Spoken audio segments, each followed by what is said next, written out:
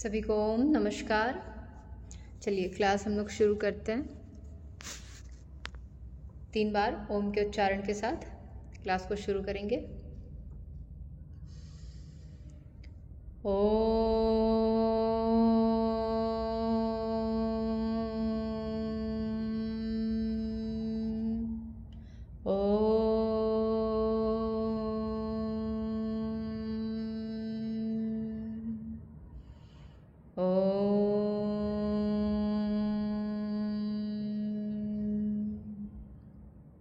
चलिए तो आज के क्लास को शुरू करते हैं हम।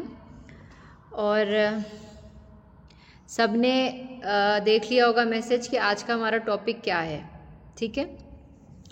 तो आज का जो हमारा टॉपिक है वो है कर्म के बारे में। तो आप सभी से पहले मैं पूछना चाहूँगी कि आपने जो कल पढ़ा था उसके बारे में थोड़ा सा मुझे एक बारी आप ना रिव्यू करवाइए कि कल का जो आपने पढ़ा था आपको भी याद है कि नहीं। क्योंकि अगर कल का आपको कुछ बात याद नहीं होगा तो आज वाले क्लास से आप लिंक नहीं कर पाइएगा, ठीक है। तो कल वाले क्लास में जो भी जुड़े थे वो एक बारी मुझे वापस से बताइए कि कल हम लोगों ने क्या पढ़ा था। मैं थोड़ा सा हिंट्स दूंगी। जैसे कल हम लोगों ने योग दर्शन का तो शुरुआत हम लोगों ने कर दिया है। तो कल हम लोगों ने देखा था कि क्लेश क्या है, ठीक है। तो कोई जरूर जल्दी से बताएं कि क्लेश कितने प्रकार के थे। पायल जी आप बताइए।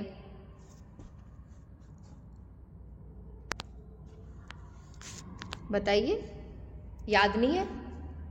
कोई भी बता सकते हैं। योग दर्शन में क्लेश हम लोगों ने कल जाना था ना, 5 प्रकार के जो क्लेश हैं। और उनमें से सबसे ज़्यादा जो कह लीजिए कि हमारे लाइफ में वो हमारे लाइफ को एक तरह से हमें दुख का जो कह लीजिए कि जो कारण है ना हमारे लाइफ में, मेन क्या रीज़न था उसमें।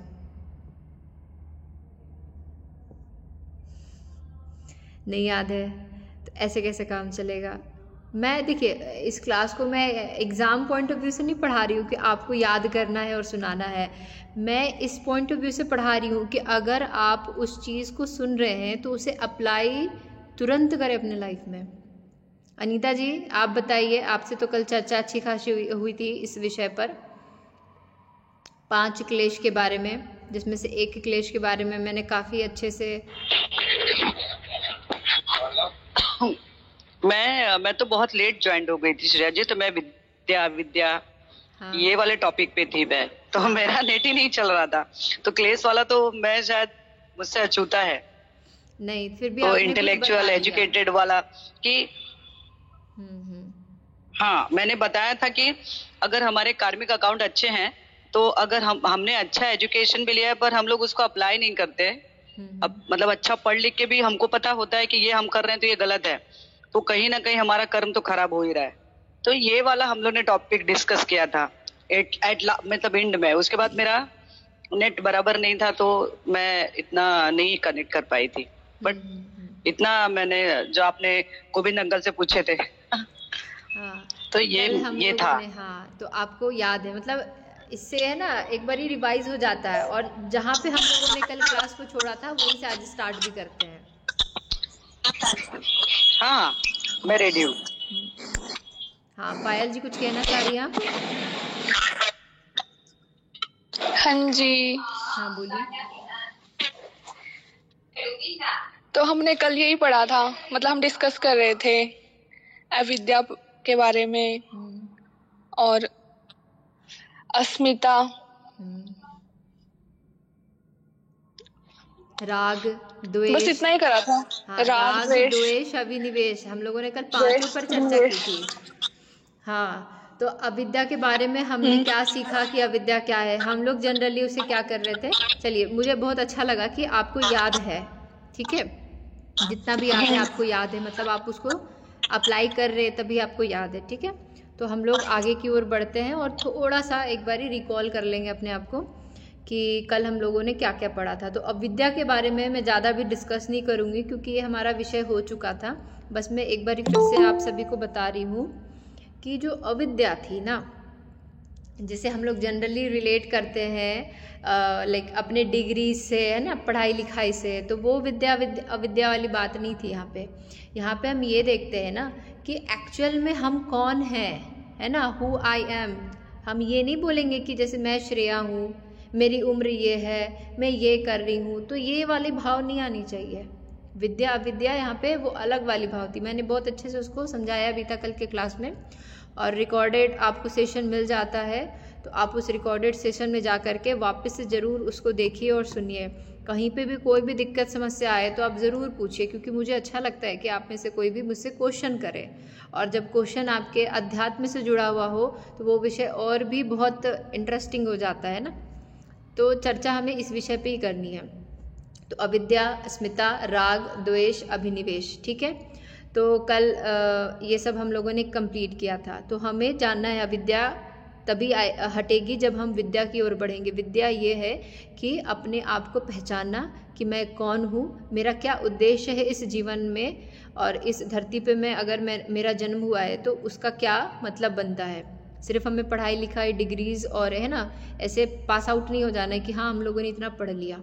तो उस पढ़ाई का जो निचोड़ है वो भी हमें अपने लाइफ में अप्लाई भी करना चाहिए। मैंने एग्जाम्पल के साथ भी समझाया था कि अगर आपके माँ बाप पढ़ा लिखा करके आपको बड़ा बना देते हैं, और लेकिन बाद में आप बड़े बन जाने के बाद अपने माँ बाप को अपने साथ रखना बोझ समझते हैं, तो आपने भले ही कितना भी बड़ा, है ना, ये कह लीजिए कि आपने अचीवमेंट हासिल कर ली हो, आप कलेक्टर बन गए हो, आप बहुत बड़े पद पे चले गए हो, लेकिन आप अपने मूल तत्वों से नहीं जुड़े हुए हो, जहाँ पे एक जो सेंस होता है वो आप में है ही नहीं, है ना। तो ये सब चीज़ें क्या दर्शाती है कि आपने तो शिक्षा तो ग्रहण की, लेकिन उस शिक्षा के आप लायक नहीं हो, आपने उससे कुछ सीखा नहीं। सिर्फ नाम लिखना आ जाना और, है ना, डिग्रीज ले लेना, बड़े बड़े पोस्ट पे बैठ जाने से हम ये नहीं कहेंगे कि वो इंसान एजुकेटेड है। इसीलिए मैंने फिर एक इंग्लिश में भी वर्ड दिया आपको, एजुकेटेड और लिटरेट का।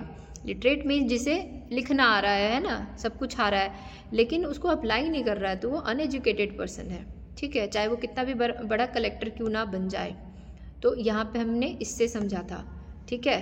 तो अपने माँ बाप को अगर आप सहारा दे रहे हो, उनको अपना ये दे रहे हो, जिस तरीके से आपको उन्होंने आपको पढ़ाया लिखाया और इतना लायक बनाया, तो आप बाद में उन्हें आप दे रहे हो, तो वो कहीं ना कहीं आपके अंदर वो भाव है। एक सेकेंड। तो खैर ये फिर विषय बहुत गहरा हो जाएगा, ठीक है। तो फिर राग था, तो राग तो समझ रहे अटैचमेंट एक तरीके से, ठीक है। तो अगर आप किसी भी चीज़ से अटैच्ड हो रहे हैं और फिर वो अटैचमेंट के चलते आपको आपके लाइफ में दुख आ रहा है, तो वो राग है, ठीक है। चाहे वो आपके परिवार वालों से हो, स्पेशली माँ को अपने बच्चे से रहता है राग, ठीक है। तो इस तरीके से था। अस्मिता, मैं की भावना होनी, एक तरह से वो अस्मिता है कि मैं, मेरा, ऐसा वाला जो फीलिंग होता है ना, उससे हमें दूर जाना है, ठीक है। और फिर उसके बाद द्वेष था, तो वो द्वेष तो समझ ही रहे हैं, मन में किसी के लिए बुरी भावना, बुरी ख्याल, एक दुश्मनी का या फिर एक जलन की भाव, वो भी हमारे क्लेश हैं। फिर उसके बाद अभिनिवेश जो था, मृत्यु का भय, मैंने आपको एग्जाम्पल भी दिया था, उसमें थोड़ा सा भक्ति योग का भी बात छिड़ गया था, जिसमें मैंने कहा था कि अगर आप भक्ति मार्गी हो तो अगर आपके जीवन में कितनी भी कठिनाइयाँ क्यों ना आ जाए, आप शांत रहोगे, आप स्थिर रहोगे, ठीक है। तो ये चीज़ था। और फिर मैंने ये भी कहा कि अगर मैं आपको कह दूँ कि कल ही आपकी मृत्यु होने वाली है, ऐसे मुझे साइंस दिख रहे हैं, ठीक है, तो फिर आप क्या फील करोगे। आपका मृत्यु भले 2 दिन बाद है, लेकिन आप 2 दिन पहले ही कहीं ना कहीं अंदर से मर जाओगे इस डर से। तो ये जो मन में है ना, मरने का जो डर होता है, इसे हम अभिनिवेश कहते हैं, ठीक है। तो ये बहुत सिंपल चीज़ें मैंने आपको एक्सप्लेन कर दी। चलिए, तो आज हम लोग जानते हैं कर्म के बारे में, ठीक है। तो क्लेश, अब कर्म क्या है।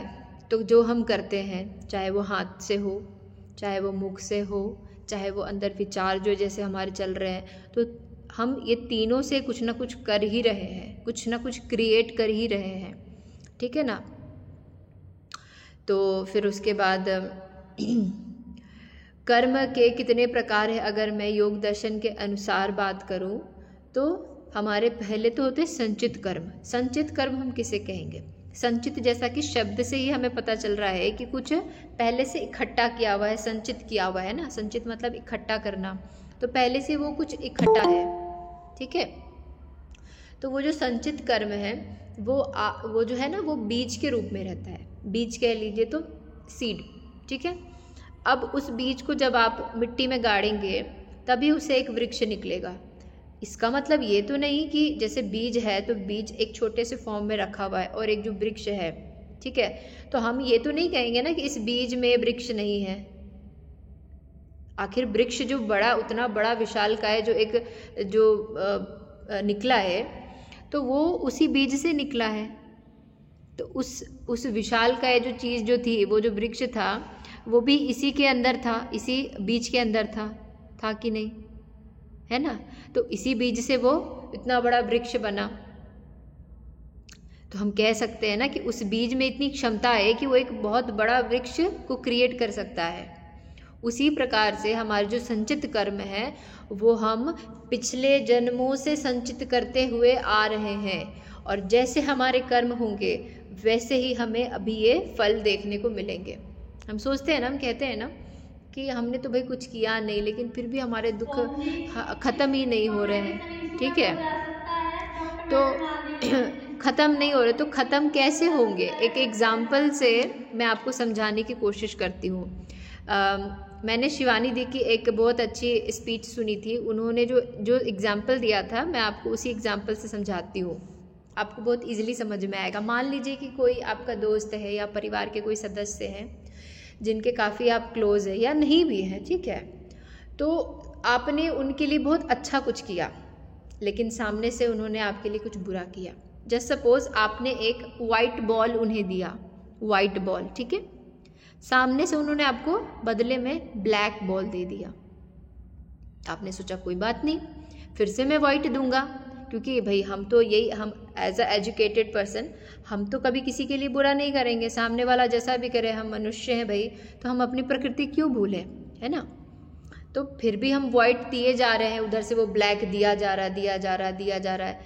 कह लीजिए कि आपने 10 वाइट बॉल दिए, उसने आपको 10 ब्लैक बॉल दिए। 1-2 बार हो तो आदमी झेल भी ले, 10-10 बार कोई एक ही चीज़ करे तो व्यक्ति का एक लिमिटेशन होता है सहने का। तो जब आप यदि पिछले जन्म में जाएं, पिछले जन्म का कॉन्सेप्ट अलग है, अभी मैं नहीं समझाऊंगी, लेकिन कर्म तो चलता आता है, ठीक है। इस चीज़ को ये मान रही है यहाँ पे, तभी इस संचित कर्म का यहाँ पे वर्णन हुआ है। तो पिछले जन्म में अगर आप जाएं तो पिछले जन्म में ऐसा देखा गया कि आपने उस व्यक्ति को 100 ब्लैक बॉल्स दिए थे, नॉट 10, 100 ब्लैक बॉल्स आपने उस व्यक्ति को दिए थे, और इस जन्म में केवल उसने भी 10 ही दिए हैं, विच मीन्स अभी 90 बॉल्स और बाकी हैं, 90 काले गेंद अभी और बाकी हैं, वो आएंगे ही, ठीक है। तो उस पिछले जन्म में आपने ब्लैक दिया, उन्होंने वाइट दिया, लेकिन वो घूम के इस जन्म में आपके साथ हो रहा है। तो कभी भी हम ये सोच के निराश नहीं हो कि मेरे साथ ही क्यों आपके साथ, क्योंकि आपके कर्म थे। जैसे आपके कर्म होंगे वैसा आपका आगे का जो भविष्य है उसका निर्माण होगा। तो आपके पिछले कर्म जिन्हें आप चेंज नहीं कर सकते हैं, ठीक है, इट्स नॉट चेंजेबल, ये चेंज नहीं हो सकता है क्योंकि वो हो चुका है, ठीक है। तो उसे हम कहेंगे संचित कर्म। जिस प्रकार से एक छोटी सी कहानी है, मान लीजिए कि एक जो तीरंदाज है, धनुर्धर है, जो धनुष है ना, धनुष जो चलाता है, उसके जो कमान है जहाँ पे वो तीर रखता है, ऐसे पीछे से तीर निकालता है ना, फिर ऐसे छोड़ता है, तो वो जो पीछे तीर रखा हुआ है ना, वो उसके संचित कर्म है, ठीक है। तो वो उधर नहीं बदल सकता। फिर जब हम उसे छोड़ते हैं तो वो जो तीर जब पीछे रखा हुआ था, अभी वो बाण पे सुसज्जित हो गया है छोड़ने के लिए, ठीक है ना।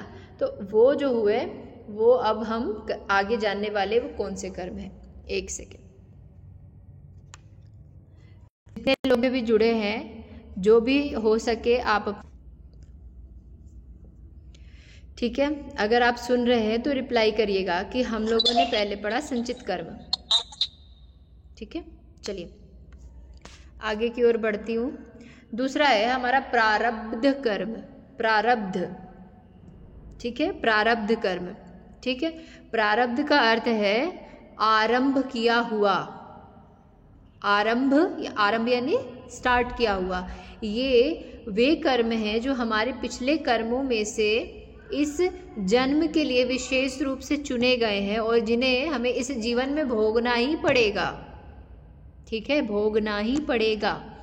यह हमारे जीवन की परिस्थितियों को तय करता है, जैसे हमारा जन्म किस परिवार में होगा, हमारा स्वास्थ्य कैसा रहेगा, हमारी आर्थिक स्थिति कैसी होगी इत्यादि, ठीक है। इस जैसे कि मैंने कहा ना कि वो अब जो पीछे से कमान से जो तीर निकला है वो अपना एक जगह देख लिया कि मेरा क्या होगा, है ना, वो जो पॉइंट है जिस पॉइंट पे उसे लगाना है, तो वो अब लक्ष्य अपना साध लिया है। और जब वो लक्ष्य सध गया और तीर ऐसे छूट गया, अब आप उसे वापस नहीं ला सकते।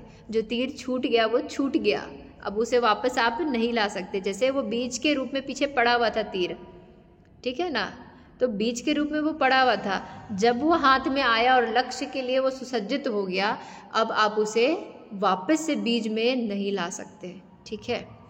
इस तीर से तुलना की जाती है जो कमान से छूट चुका है, अब वह लक्ष्य तक पहुंच करके ही रुकेगा, ठीक है। आपने कर्म कर दिए, अब उसके फल आपको मिलके ही रहेंगे, आप उसे चाह के भी नहीं बदल सकते। ये था आपका प्रारब्ध कर्म, जिसके चलते हमें एक्चुअल में बहुत दुख मिलता है और हम सोचते हैं कि हमने तो किसी का कुछ नहीं बिगाड़ा, तो हमारे साथ भगवान ऐसा क्यों करता है। यही सबसे बड़ा रीज़न है दुख का, ठीक है। चलिए, तो ये आपने समझा। जैसे उदाहरण में कोई जन्म से ही गरीब है या कोई जन्म से ही अमीर है या सुंदर है, ठीक है, तो ये उसके शायद प्रारब्ध कर्म रहे होंगे कि उसने किसी अमीर घर में जन्म लिया, है ना। आजकल आप देखिए, और भी अच्छा मैं उदाहरण दूँ, जो हमारे घर में पेट्स होते हैं, बहुत अमीर लोग जो होते हैं वो डॉग्स को पालना बहुत पसंद करते हैं, चाहे वो बिल्लियाँ हैं, कुत्ते हैं, उन्हें वो पालते हैं। आप उन्हें देखिए कि कोई है ना इंसान हो करके, मनुष्य हो करके भी एक गटर के सामने बैठा है, ठीक है, और कोई पशु हो करके भी है ना एकदम मखमल मुलायम बिस्तर में सो रहा है। तो ये क्या है, ये कर्म ही तो होंगे कहीं ना कहीं किसी रूप में, कि वो भले ही पशु के योनि में उसका जन्म हुआ है, लेकिन जीवन यापन उसका एकदम कह लीजिए एकदम बड़ा सुंदर सा उसका बीत रहा है। तो खाओ पियो आराम करो। और कोई व्यक्ति मनुष्य के रूप में, मतलब मनुष्य योनि में भी जन्म लेकर के एक पशु के समान जीवन व्यतीत कर रहा है।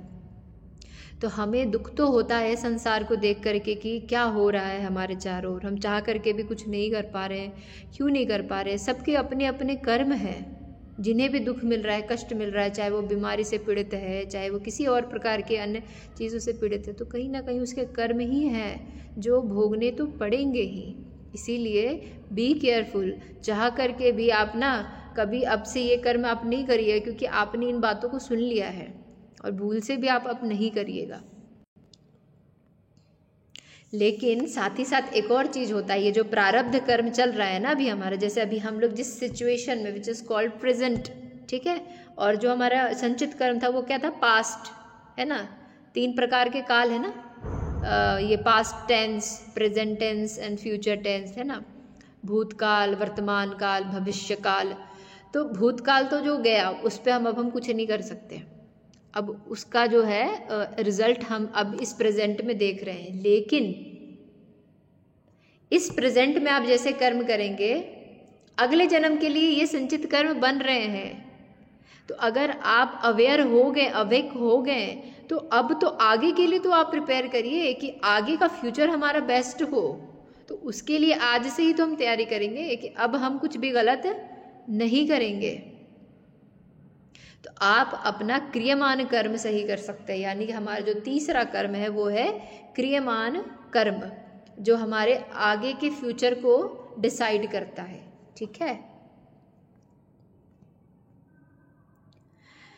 क्रियमान कर्म, क्रियमान का अर्थ है जो अभी किया जा रहा हो। ये वे कर्म हैं जो हम इस जीवन में प्रतिदिन कर रहे हैं। हमारे वर्तमान कर्म ही हमारे भविष्य के संचित कर्मों का निर्माण करते हैं। हिंदी सबको समझ में आ रही है? इतनी सब समझ में आ रही है ना? कोई दिक्कत तो नहीं है? मतलब किन्हीं को अगर लगे कि भाई बहुत भारी भरकम हिंदी है तो आप कह सकते हैं कि आप थोड़ा सा इसे सरल रूप में समझाएं, और अगर नहीं है तो काफ़ी अच्छी बात है, आप कोशिश करें थोड़ा समझने का, क्योंकि आप भाई हिंदुस्तान में रह रहे हैं तो हिंदी तो आपको अच्छे से आनी चाहिए। चलिए खैर, तो अब हम आगे बढ़ते हैं। क्रियमान कर्म के बारे में हमने बात की। तो हमारा जो वर्तमान कर्म है, जो हम आज कर रहे हैं, यही हमारे भविष्य के लिए, आने वाले फ्यूचर के लिए संचित कर्म का ही एक रूप लेंगे। अगर हम अच्छे कर्म कर रहे हैं तो भविष्य संवरता है, बुरे कर्म करते हैं तो भविष्य कष्टमय हो जाता है। सिंपल सी बात है, ठीक है। यदि कोई व्यक्ति अपनी पढ़ाई में मेहनत करता है तो आगे निश्चित है कि सफल होगा, ठीक है ना। अगर कोई दुष्कर्म करता है तो आगे निश्चित ही कि वो दुख भोगेगा ही, चाहे इस जीवन में हो चाहे वो अगले जीवन में हो। अगर इस जीवन में उसका समय सीमा समाप्त हो गया है तो अगले जन्म में वो भोगेगा ही भोगेगा, ठीक है। बस उसे याद नहीं रहेगा कि मैंने पिछले जन्म में क्या किया था। किसी को नहीं याद है कि पिछले जन्म में क्या किया था। बस इतना समझिए कि आपने जो किया है वो मिल रहा है। ये मत सोचिएगा कि भगवान मुझे ज़्यादा बुरा मेरे साथ कर रहा है, उसके साथ कम तो नहीं कर रहा है। ये भगवान है भाई, यहाँ पे एक पॉइंट भी कुछ कम ज़्यादा नहीं हो सकता है, एक्यूरेट है उनका कर्म। लेकिन अगर आपके अंदर भाव अच्छे हैं ना तो शायद भगवान आपसे खुश होकर के थोड़ा सा पेन कम कर दे। पेन वो कम नहीं करेंगे, पता है, दुख तो वैसे ही रहेंगे जस के तस, लेकिन जब भगवान के नाम का जो रसपान है, जब आप उसको करिएगा ना तो दुख तो उतने ही मिलेंगे, लेकिन आपको उस दुख में भी आनंद की अनुभूति होगी। यही तो है भक्ति योग। इस पर हम विशेष चर्चा करेंगे अगले किसी क्लास में, जब हम भगवद गीता के भक्ति योग को पढ़ेंगे या फिर नारद भक्ति सूत्र पढ़ेंगे ना, तब हम नवदा भक्ति के बारे में भी विशेष रूप से चर्चा करेंगे। चलिए, तो आपने ये समझा संचित कर्म, प्रारब्ध कर्म और क्रियमान कर्म, ये 3 प्रकार के कर्म हुए। जैसा हमने कर दिया है तो वो बीज रूप में संचित रहता है, वो हमारे वर्तमान में उसका फल दिखेगा। और वर्तमान को हम कहते हैं क्रियमान कर्म, वर्तमान को हम कहते हैं प्रारब्ध, यानी कि जो हमारे पूर्व जन्म से जो थे वो अब चल रहे हैं हमारे साथ। लेकिन वो प्रारब्ध जो थे, वो प्रारब्ध कर्म में आप अपने फ्यूचर के लिए कुछ ना कुछ अच्छा कर सकते हैं, ठीक है, तो ताकि आपका फ्यूचर संवर जाए, ठीक है। और फिर वो क्रियमान कर्म के रूप में आगे आपको दिखेंगे, हो सकता है इस जन्म में भी दिख जाए, हो सकता है अगले जन्म में वो दिखे, है ना। मान लीजिए इस जन्म में आपने बहुत मेहनत की, जैसे मान लीजिए आप डांस की फील्ड में आप बहुत अच्छा कर रहे हो, या पेंटिंग के फील्ड में आप बहुत अच्छा कर रहे हो, या फिर गायन के फील्ड में आप बहुत अच्छा कर रहे हो। होते हैं ना आजकल 2 साल 3 साल के बच्चे हैं, कितना 2 साल 3 साल, मैं सच में कह रही हूँ, 3 साल 4 साल 5 साल, ये 5 साल में उनकी, मतलब बताओ आप कि 5 साल का कोई डिग्री आप संगीत में लो तो 5 साल का एक डिग्री होता है। ये बच्चा तो अभी बड़ा हो रहा है, मात्र इसने 5 साल ही अभी तक पूरे किए, जिसमें से कि 2-3 साल तो बच्चे के ऐसे ही निकल जाते हैं। वो 5 साल में बच्चा शास्त्रीय संगीत को गा रहा है ना, अपने क्लासिकल डांस को परफॉर्म कर रहा है, तो कैसे आप सोच सकते हैं ना, कैसे ये अजूबा जो हमें मिलता है कि गॉड गिफ्टेड है, ये गॉड गिफ्टेड नहीं है, ये आपके कौन से कर्म थे, संचित कर्म थे पिछले जन्म के, जो अधूरा छूट गया था वो इस जन्म में दिख रहा है। और किसी बच्चे को बचपन से ही किसी बहुत बड़ी बीमारी से सामना करना पड़ जाता है ना। बचपन से वो अगर वो अंधा हो गया, गूंगा बहरा हो गया, या किसी प्रकार की बीमारी हो गई मस्तिष्क की, इसके चलते वो फिजिकली एक्टिविटी नहीं कर पा रहा है सही से, है ना, या फिर बहुत गरीब घर में जन्म ले रहा है, तो ये क्या है, पिछले जन्म के ही संचित कर्म का प्रभाव है कि आप इस जन्म में भोग रहे हो। तो अब आप क्लियर हो रहा है आपके दिमाग में कि दुख कहाँ से आता है। दुख कहीं और से नहीं आता है, हमारे ही किए गए कर्म है, ठीक है। एक विशेष दृष्टिकोण के रूप में एक चीज मैं बताऊंगी। योग दर्शन के अनुसार कर्म का चक्र अनंत है, कर्म का चक्र अनंत है। कर्म का ये चक्र ही तो चल रहा है, घूमता जा रहा है। जब तक जीव आत्मा कर्म करता रहेगा, ध्यान से सुनिएगा, जब तक जीवात्मा है, हम सब जीवात्मा ही हैं, कर्म करता रहेगा तब तक उसे जन्म और मृत्यु के चक्र से मुक्ति नहीं मिलेगी। भारी भरकम लाइन हो गया, मैं फिर से इसे समझाती हूँ।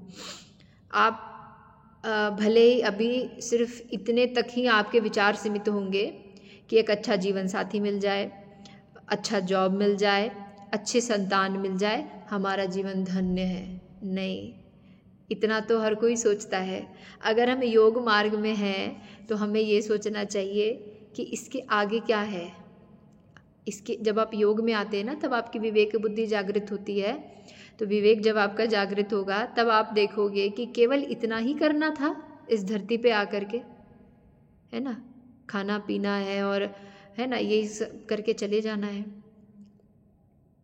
नहीं ना, अगर हमें मोक्ष की प्राप्ति चाहिए, मोक्ष यानी मुक्ति, भाई हमें नहीं आना है फिर से इस मनुष्य के योनि में और इस संसार में, और आएंगे तो दुख तो मिलेगा ही।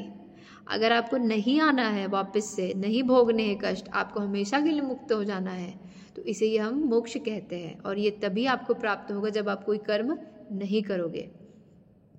मेरी बात को समझिए, कर्म नहीं करोगे, ना अच्छे ना बुरे, आप कोई कर्म ही नहीं करोगे। और ये बड़ा मुश्किल है, कर्म किए बिना रह जाना। समझ रहे, कर्म नहीं करना, ये बहुत अजीब सा सुनने में लगता है कि भाई कर्म कैसे नहीं होगा। इनफैक्ट हम भले हाथ से ना करें, मुंह से ना करें, मतलब आपके आसपास कोई नहीं है, आप हाथ से तो कर्म कर ही सकते हो। तो मान लीजिए आप एकदम किसी घने जंगल में चले गए हो जहाँ आसपास कोई नहीं है आपके साथ, आप तो वहाँ किसी से बात भी नहीं कर सकते, तो ना बोल के कोई कर्म होंगे ना हाथ से कोई कर्म होंगे, वहाँ आप यहाँ से कर्म करोगे। ये वाले जो है ना, जो उसको कहते हैं थिंकिंग, ओवर थिंकिंग, यहाँ से जब ये फुल स्टॉप लगेगा ना, तब जा कर के आपके कर्म का ये जो चक्र है ये रुकेगा,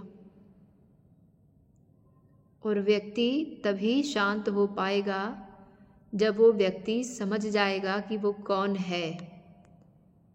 विद्या, याद करिए पंचक्लेश, कल जो हम लोगों ने पढ़ा था, विद्या क्या है, तो इसी को समझना है।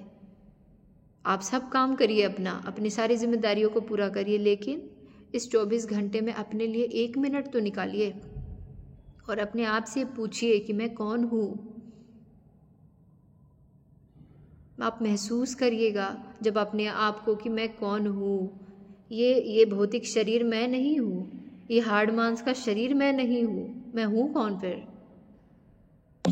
ये प्रश्न कर रहा है कि मैं कौन हूँ, ये भी कौन है? जो ये प्रश्न करता है ना कि मैं कौन हूँ, ये कौन है? ऐसे जब आपके मन में कुछ प्रश्न उठेंगे ना अटपटे से, तब आप समझिए कि आप थोड़ा थोड़ा ट्रैक पे आ रहे हैं, ठीक है ना। तब जा कर के आप ना कुछ सोचेंगे, ना बोलेंगे, ना करेंगे, तब वो धीरे धीरे आपके कर्म रुकेंगे, और जैसे कर्म रुकेंगे आप मुक्त, इसी को कहते हैं ना मोक्ष एक तरह से। पतंजलि योग सूत्र में बताया गया है कि जब योग साधना से चित्त शुद्ध और शांत हो जाता है, तब नया कर्म उत्पन्न होना बंद हो जाता है और संचित कर्म जलकर नष्ट हो जाते हैं। पतंजलि योग सूत्र में महर्षि पतंजलि ने ये बात बताई है, चित्त शुद्धि, है ना। और चित्त शुद्धि किससे होगा? तो योग साधना से होगा, है ना। चित्त शुद्ध होगा और शांत होगा। चित्त क्या है? चित्त क्या है? लोग कहते हैं मन ही चित्त है ना। मन का ही एक रूप है, लेकिन ये विषय अपने आप में बहुत गहरा है, बहुत विस्तृत है चित्त शब्द जो है, ठीक है। मन, बुद्धि, अहंकार, ये तीनों का मिश्रण है चित्त। ये चित्त में ही हमारे जन्मों जन्मांतर के जो कर्म है वो संचित रहते हैं, ठीक है।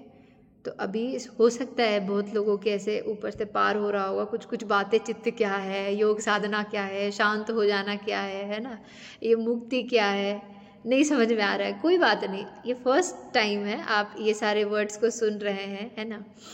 धीरे धीरे इस पे आप और सुनिए, सुनते सुनते सुनते सुनते फिर कहीं ना कहीं से तो ऐसे कुछ विस्फोट होगा ही ज़रूर, ठीक है। तो जब तक ये संचित कर्म, पिछले जन्म के कर्म, जब तक ये नष्ट नहीं होंगे जल करके, तब तक आप शांत नहीं हो पाएंगे, ठीक है। इस चीज़ को हमें समझना है। इस स्थिति को कर्म कर्म विमुक्ति या मोक्ष कहा जाता है, जैसे मैंने ऊपर में ही बताया, कर्म विमुक्ति या मोक्ष, जहाँ आत्मा पूर्णतः स्वतंत्र हो जाता है। ठीक है, तो देखिए ज़्यादा गहराई में नहीं उतर पा रहे हैं, कोई दिक्कत नहीं है, लेकिन इतना तो आपको समझ में आ रहा है ना कि दुख कहाँ से होता है। कोई भगवान नहीं देते हैं, दूसरे से नहीं मिलता है, उसे गाली देने से, उसे बुरा भला कहने से हम खुश नहीं हो जाएंगे, हम शांत नहीं हो जाएंगे, बल्कि हमारे द्वारा एक और कर्म हो गया। हमने किसी को अब्यूजिंग वर्ड्स कह दिए, फिर से हमने एक कर्म कर दिया, गाली देने का काम कर दिया ना। ठीक है,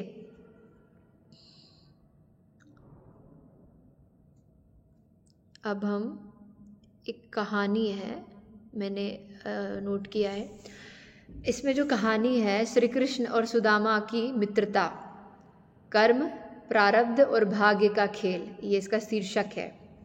सुनते हैं इस कहानी को। ठीक है, हमारा समय भी पूर्ण हो चला है। सुदामा और श्री कृष्ण की मित्रता तो तुम जानती ही हो, है ना। मतलब ऐसा इसमें कहा जा रहा है कि हम सभी जानते हैं सुदामा और श्री कृष्ण, लेकिन इसके पीछे कर्म का गहरा रहस्य छिपा है। सुदामा एक गरीब ब्राह्मण थे, उनका जीवन बहुत कठिनाई में बीत रहा था। उनकी पत्नी ने एक दिन कहा, सुदामा तुम द्वारका जाओ, श्री कृष्ण तुम्हारे सखा है, वो तुम्हारी मदद ज़रूर करेंगे। ठीक है, सुदामा मन में संकोच लिए द्वारका पहुँचे। वो खाली हाथ जाना नहीं चाहते थे, इसलिए पत्नी ने थोड़ा सा, है ना, सत्तू या चूड़ा या चावल कह लीजिए, पोटली में बांधकर उन्हें दिया कि ऐसे खाली हाथ तो नहीं जाते किसी के घर, कुछ ना कुछ लेके जाना चाहिए। जब वो द्वारका के राजमहल में पहुँचे, सुदामा ने देखा वो जो राजमहल की भव्यता थी, और जब अपनी ओर उन्होंने दृष्टि डाली तो वो बहुत ज़्यादा ये हुए कि लज्जा से कि मैं कैसे अंदर जाऊं एक पोटली को लेकर के। वो पोटली को छिपा करके खड़े रहे।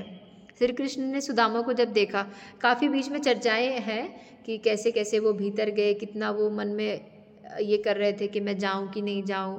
द्वारपाल ने भी उनसे पूछा कि तुम उनके मित्र कैसे हो सकते हो, अपनी वेशभूषा देखो, और तुम द्वारका के लग भी नहीं रहे हो, क्योंकि द्वारका में तो कोई भी गरीब नहीं है, सभी है ना धनवान है और सभी संपन्न। श्रेया जी संस्कृत का श्लोक भी बता दीजिए ना।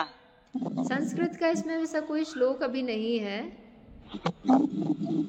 संस्कृत का श्लोक में इसमें था ना वो शीश पगाना जगह, क्या वो संस्कृत का तो जनरली नहीं आता है। जाने के आई बसे के ग्रामा, वो तो धोती पट्टी सी लिटी, तो वो तो दोहा वगैरह। इसमें आप जो स्टोरी बता रहे हो ना, इसमें ये हाँ ये दोहा भी है उसमें संस्कृत का। चौपाई वगैरह, हाँ ये स्टोरी इसमें आता है, ये सुन अच्छा लगता है, आप अच्छा एक्सप्लेन करते हो।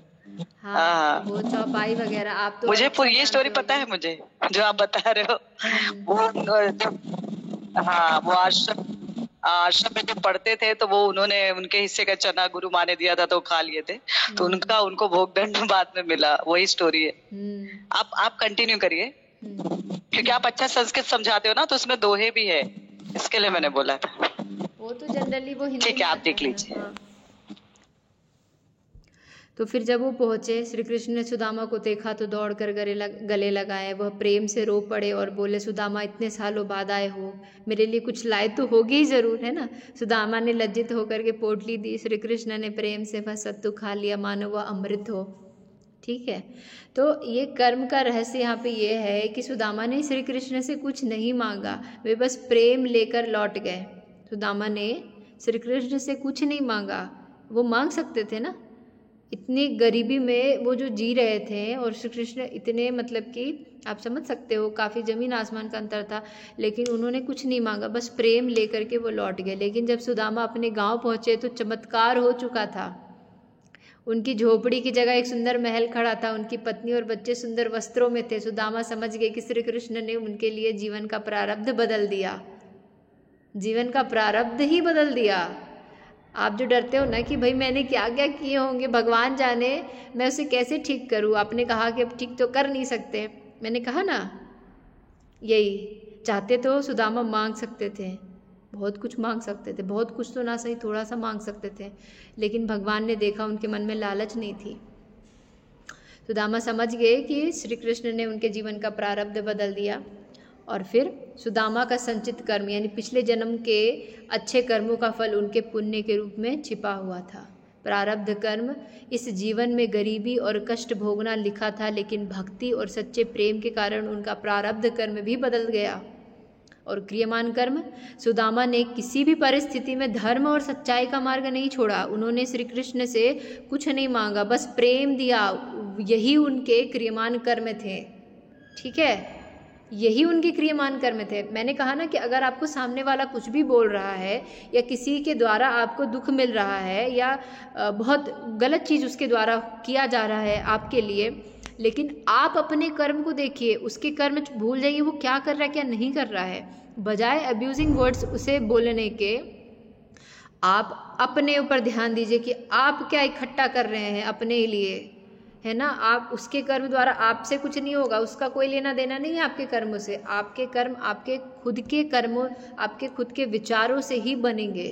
ठीक है ना, मैं यही समझाना चाह रही हूँ। मेन इसका मर्म यही है कर्म के बारे में। तो आप अगर अच्छा, आप उसके लिए, आपके लिए वो 100 गाली दे रहा है, आप फिर भी आप उससे अच्छे अच्छे वर्ड्स कह रहे हो, तो आप अपने कर्म को अच्छा कर रहे हो, अपने आने वाले फ्यूचर को आपने सेट कर लिया, क्रियमान कर्म आपके अच्छे हो गए। ठीक है, उन्होंने श्री कृष्ण से कुछ नहीं मांगा, बस प्रेम दिया। यही उनके क्रियमान कर्म थे जिसने उनके भाग्य को ही मोड़ दिया। ठीक है, कहते हैं ना भगवान की मर्जी से एक पत्ता नहीं हिलता, तो फिर ऐसे कैसे हो सकता है कि हम जो करेंगे वही हमारे, ऐसे लोग कहते हैं ना कि फिर तो कर्म हमारे हाथ में क्यों है। तो आपके कर्म भी कहीं, ये बहुत गहराई की बात है कि आप जो कर रहे हो ना वो भी कहीं ना कहीं भगवान द्वारा ही आपको करवाया जा रहा है। जब आप योग मार्ग में आते हो तब आपको अवेयरनेस होती है और आप देख रहे होते हो कि वो सब चीज़ कैसे कैसे क्या क्या आगे चीज़ें होंगी।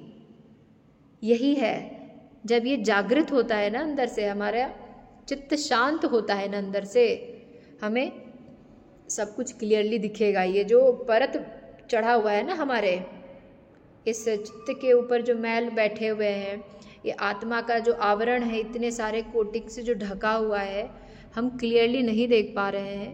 इसी योग साधना के माध्यम से हम अपने आप को शांत करेंगे और उसके बाद हमें सब कुछ सही सही दिखेगा। ठीक, जो बड़े बड़े ऋषि मुनि हुए ना, उन्हें सब कुछ पता था कि क्या होने वाला और क्या क्या नहीं होने वाला है, और उन्हें क्या करना है, कब करना है और कैसे करना है, उन्हें सब पता था। वो बस भगवान की इच्छानुसार अपना करते थे। हम क्या है कि बस अंधाधुंध किए जा रहे हैं, ऐसे आंख बंद करके, जिसको चलना कहते हैं ना, वो चल तो रहे हैं, बस आंख बंद करके चल रहे हैं, और वो आंख खोल के चलते थे। ये भौतिक आंख नहीं, आंतरिक। सुदामा की कथा से हमें यही सीखने को मिलता है कि संचित कर्म भले हमारे साथ आते हैं, लेकिन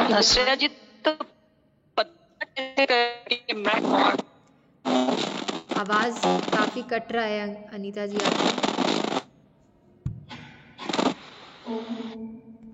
क्या था, क्या आपने कहा? उत्तर मिल गया। क्या होगा, क्या ऐसे चेंजेस आएंगे कि शुरू वाला लाइन फिर से बोलिए। बता पाओगे कि शुरू वाला लाइन मैं सुन नहीं पाई आपका। मैं वही सोच रही हूँ कि हाँ, आपने बोला ना कि मैं कौन हूँ। हाँ, मैं वही बोल रही हूँ कि आपने बोला ना कि खुद से प्रश्न करिए कि मैं कौन हूँ। हाँ, तो इसका कैसे हमको पता चले कि भाई हमको ये आंसर मिल रहा है? भक्ति योग से किया, आपका चित्त और मन शांत हो जाए, तो क्या क्या क्या है इसका उत्तर? क्या है आपके अकॉर्डिंग क्या है इसका उत्तर? मुझे जानना है। मैं ये बहुत सवाल करती हूँ। मैं जब मेडिटेशन में बैठती हूँ तो बहुत करती हूँ, शांत हो जाता है चित्त काफी देर तक, पर इसका उत्तर फिर से मिल नहीं पाता। अगर आपके पास कुछ है तो मुझे बताइए प्लीज, क्योंकि मुझे जानना है इसका उत्तर। मैंने आपको पहले ही कहा, खुद से अनुभव होगा या फिर आप कुछ हेल्प कर सकते हैं इसमें? मैंने आपको पहले ही कहा है, मान लीजिए गुड़ का स्वाद मैंने लिया है, ठीक है ना, तो मैं आपको सिर्फ गुड़ बोल सकती हूँ कि गुड़ मीठा होता है, मगर मीठा एक्चुअल में कैसा होता है मैं इसको शब्दों में नहीं कह सकती। ठीक है, उसी प्रकार से संघर्ष करके आपको भी उस गुड़ तक पहुँचना है और फिर उसका स्वाद चखना है। ठीक है ना, मैं आपको केवल मार्ग बता सकती हूँ, आपको डायरेक्शन। गुड़ का स्वाद, गुड़ का स्वाद, हाँ सुनिए। और आप मुझे ये भी बताइए कि जब ये मिल जाता है, जब हमको पता चल जाता है कि मैं कौन हूँ, जब मुझे इसका जवाब मिल गया, तो कैसे मुझे पता चलेगा कि भाई यही इसका आंसर है? क्या होगा ऐसा, जैसे गुड़ का स्वाद तो हमने, लेकिन मार्गदर्शन तो आप कर सकते हो ना, तो मुझे मार्गदर्शन करिए, मुझे बताइए, मैं जानना चाहती हूँ बस। मैं बता रही हूँ, गुरु के बिना तो मार्गदर्शन होगा नहीं। देखिए, पहली बात तो मैं गुरु के पद के लायक अभी नहीं हूँ। गुरु शब्द अपने आप में बहुत है ना सम्मानजनक है, तो गुरु पद के लिए मैं लायक नहीं हूँ। तो इसीलिए गुरु बस मेरा है, हाथ जोड़ करके विनती है कि गुरु मत ही बोलिए, है ना। तो दूसरी बात कि देखिए, मैं सच में आपको कह रही हूँ कि मैं इस भाव को व्यक्त नहीं कर सकती। और जो जानकारी आपकी आवाज़ काफ़ी ये हो रही है, डिस्कनेक्ट हो रही है। कल हम ज़रूर इस पर चर्चा करेंगे, तब तक मेरा जो लास्ट का जो लाइन है मैं उसको क्लियर करती हूँ। तो संचित कर्म भले हमारे साथ आते हैं, लेकिन क्रियमान कर्म से हम अपने भविष्य को सुधार सकते हैं। प्रारब्ध कर्म निश्चित हैं, लेकिन सच्चे प्रेम, भक्ति और शुभ कर्मों से उनका प्रभाव भी बदला जा सकता है। श्री कृष्ण ने ही यही सिखाया है कि भाग्य से बड़ा कर्म है, भाग्य से बड़ा आपके कर्म है, ठीक है। तो विशेष हम लोग और कल इस पे चर्चा करेंगे। एक और बहुत सुंदर कहानी थी शिव जी की, शिकारी की, और फिर मोक्ष का रहस्य, ठीक है, उस पे हम लोग कल चर्चा करते हैं। और समय हो चुका है हमारा। अगर आपके पास समय है आज तो हम इस कहानी को भी पढ़ ही लेते हैं, क्योंकि क्लियर हो जाएगा थोड़ा। और 45 मिनट्स की हमारी क्लासेस होगी, इस चीज़ का ख्याल रखेंगे, ठीक है। बहुत समय पहले एक शिकारी था जिसका नाम भील था। शायद आप लोगों ने सुना भी होगा। बस इस कहानी को हम लोग फिर से रिमाइंड करने की कोशिश करें, और ना जिस रूप में हमने इसे सुना होगा, बस एक मनोरंजन के रूप में, आज इससे कुछ सीख लेने के रूप में सुने, क्योंकि हर चीज़ से हमें हर बार अलग कुछ अनुभूति होती है अगर आप जागृत अवस्था में हैं तो। वह जंगल में जानवरों का शिकार करके अपना जीवन यापन करता था। भील गरीब था, लेकिन दिल का साफ था और निडर था। उसे कर्मों का ज्ञान नहीं था, कर्मों का ज्ञान नहीं था, ये सब जो ज्ञान वाली बातें उसे नहीं पता थी। वह बस अपने पेट भरने के लिए शिकार करता था, बस उसे इतना पता था। एक दिन महाशिवरात्रि का दिन था, लेकिन भील को यह पता नहीं था। वह जंगल में शिकार की खोज में भटक रहा था। उसे नहीं मालूम कि आज महाशिवरात्रि का दिन है। अपने शिकार के लिए वो जंगल में भटक रहा था। शाम हो गई, लेकिन उसे कोई शिकार नहीं मिला, ठीक है। भूखा प्यासा भील एक बेल के पेड़ के नीचे जाकर बैठा। बेल के पेड़ के नीचे जाकर के बैठा। उसे पता नहीं था कि वह पेड़ एक शिवलिंग के ऊपर झुका हुआ था, और बेल के पत्ते धीरे धीरे गिरकर शिवलिंग पर चढ़ रहे थे। रात भर शिकारी ने अपनी प्यास बुझाने के लिए पेड़ से पानी टपकाया जो सीधे शिवलिंग पर गिर रहा था। उसने अपनी भाले को पेड़ से टिकाया और वह शिवलिंग के पास गिर गया, जैसे उसने अनजाने में भगवान को अपना शस्त्र भी अर्पण कर दिया। ये सब देखिए अनजाने में हो रहा है, उसे कोई ज्ञान नहीं था कि उसको क्या करना है, ठीक है। सुबह हुई तो भील को अचानक तेज प्रकाश दिखाई दिया। भगवान शिव स्वयं प्रकट हुए और मुस्कुराते हुए बोले, वत्स, तुमने जाने अनजाने मेरी पूजा कर ली है। बेल पत्र, जल और शस्त्र अर्पण कर तुमने शिवरात्रि व्रत पूरा कर लिया। भूखा प्यासा वो ढूंढ रहा था ना, कुछ मिला नहीं। शिकारी आश्चर्य से बोला, भगवान, मैंने तो कोई पूजा नहीं की, मैं तो भूखा था शिकार की खोज में, और शिकार मिला नहीं तो मैं भूखा रह गया।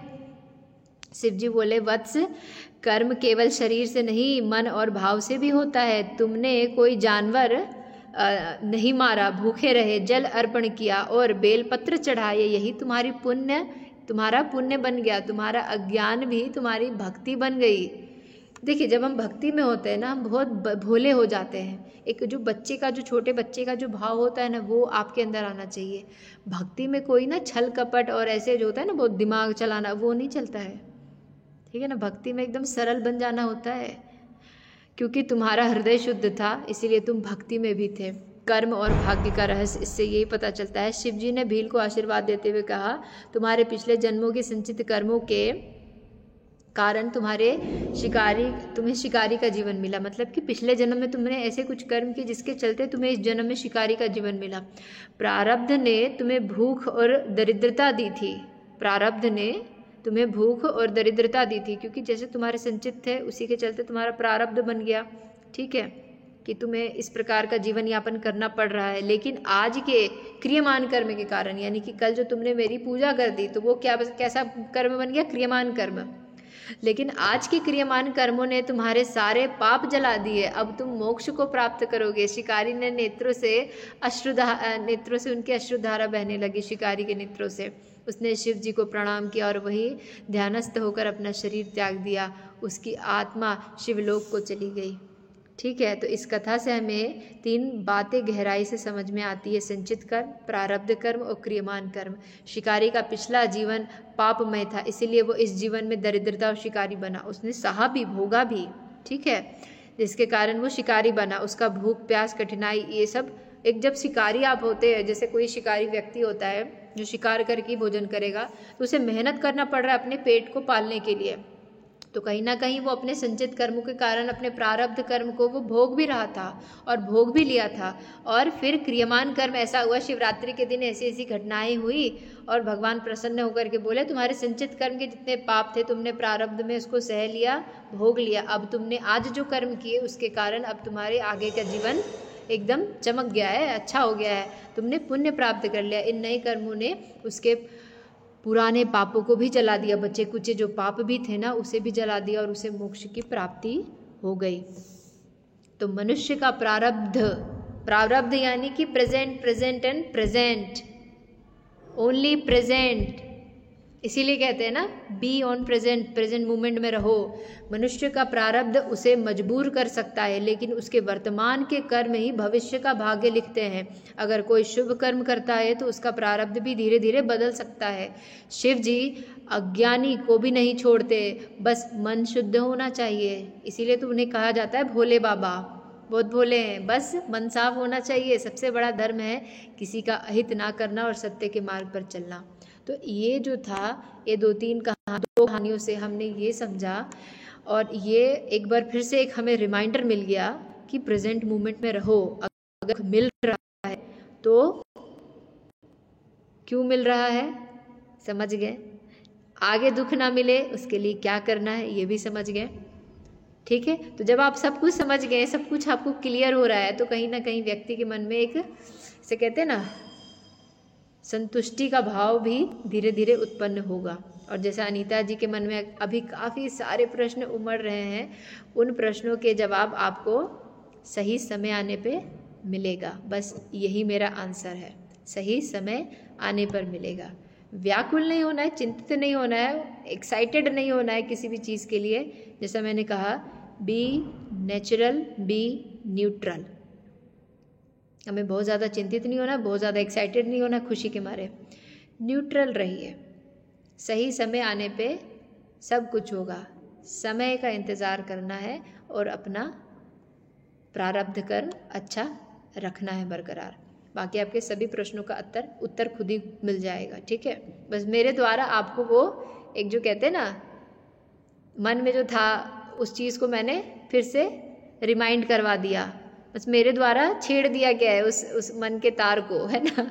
अब इसका उत्तर आपको धीरे धीरे ज़रूर मिलेगा, क्योंकि आपके मन में जिज्ञासा है, तो आप एक जिज्ञासु के स्वरूप में हैं। तो जिज्ञासु जो भक्त है ना, वो बहुत एक कह लीजिए अच्छा है, क्योंकि आप बस एक कदम ही दूर हैं उस जो सर्वश्रेष्ठ होता है उससे। ठीक है, चलिए, तो आज के क्लास को हम यहीं समाप्त करते हैं। आशा है आपको कुछ समझ में आया होगा और इसको ज़रूर उतारने की कोशिश करिएगा। तो योग दर्शन के अनुसार कर्म के बारे में आज हम लोगों ने चर्चा कर ली है।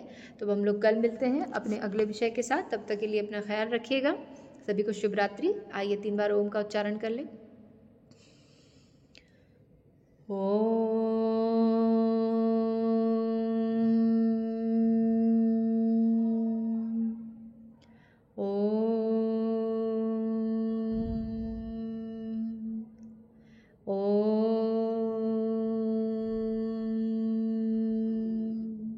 शांति शांति शांति। चलिए, सभी को बहुत बहुत धन्यवाद और शुभ रात्रि।